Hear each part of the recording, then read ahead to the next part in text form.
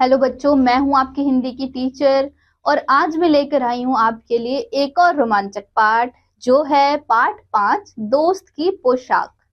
तो आइए सबसे पहले चित्र पर आधारित गतिविधि को पढ़ें। बच्चों, उपर्युक्त चित्र में दिखाई गई पोशाकों को तो आप पहचान ही गए हैं।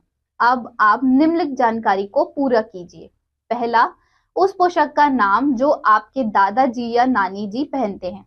दूसरा, उस पोशाक का नाम जो आपके पिताजी पहनते हैं। तीसरा, आपको कौन सी पोशाक अच्छी लगती है।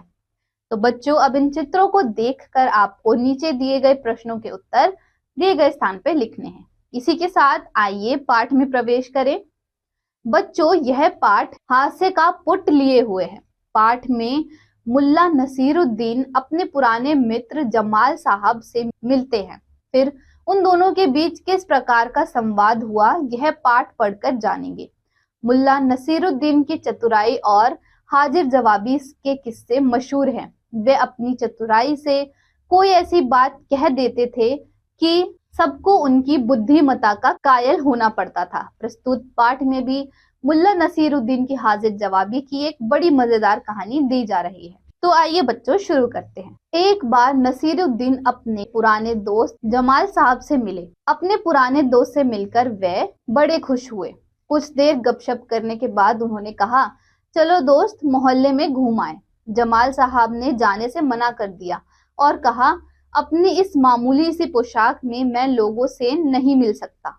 नसीरुद्दीन ने कहा, बस इतनी सी बात। नसीरुद्दीन तुरंत उनके लिए अपनी एक भड़कीली अचकन निकाल कर लाए और कहा, इसे पहन लो, इसमें तुम खूब अच्छे लगोगे, सब देखते रह जाएंगे। बन ठन कर दोनों घूमने निकले। दोस्त को लेकर नसीरुद्दीन पड़ोसी के घर गए। नसीरुद्दीन ने पड़ोसी से कहा, ये है मेरे खास दोस्त जमाल साहब, आज कई सालों बाद इनसे मुलाकात हुई है। वैसे जो अचकन इन्होंने पहन रखी है वह मेरी है। यह सुनकर जमाल साहब पर तो मानो घड़ों पानी पड़ गया। बाहर निकलते ही मुंह बनाकर उन्होंने नसीरुद्दीन से कहा, तुम्हारी कैसी अक्ल है, क्या यह बताना जरूरी था कि यह अचकन तुम्हारी है। तुम्हारा पड़ोसी सोच रहा होगा कि मेरे पास अपने कपड़े हैं ही नहीं। नसीरुद्दीन ने माफी मांगते हुए कहा, गलती हो गई, अब ऐसा नहीं कहूंगा।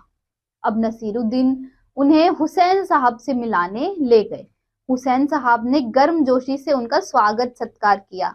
जब जमाल साहब के बारे में पूछा तो नसीरुद्दीन ने कहा, जमाल साहब मेरे पुराने दोस्त हैं और इन्होंने जो अचकन पहनी है वह इनकी अपनी ही है। जमाल साहब फिर नाराज हो गए। बाहर आकर बोले, झूठ बोलने को किसने कहा था तुमसे। क्यों? नसीरुद्दीन ने कहा, तुमने जैसा चाहा मैंने वैसा ही तो कहा। पोशाक की बात कहे बिना काम नहीं चलता क्या? उसके बारे में ना कहना ही अच्छा है, जमाल साहब ने समझाया।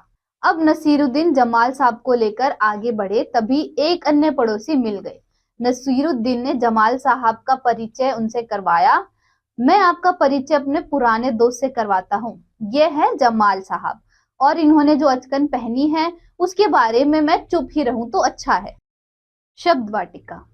पुराने, प्राचीन ओल्ड, पोशाक परिधान ड्रेस, तुरंत जल्दी से एट वंस, भड़कीली चमकीली फ्लेमबॉइंट, खास विशेष स्पेशल, मुलाकात भेंट टू मीट, अक्ल बुद्धि सेंस, स्वागत अभिवादन वेलकम।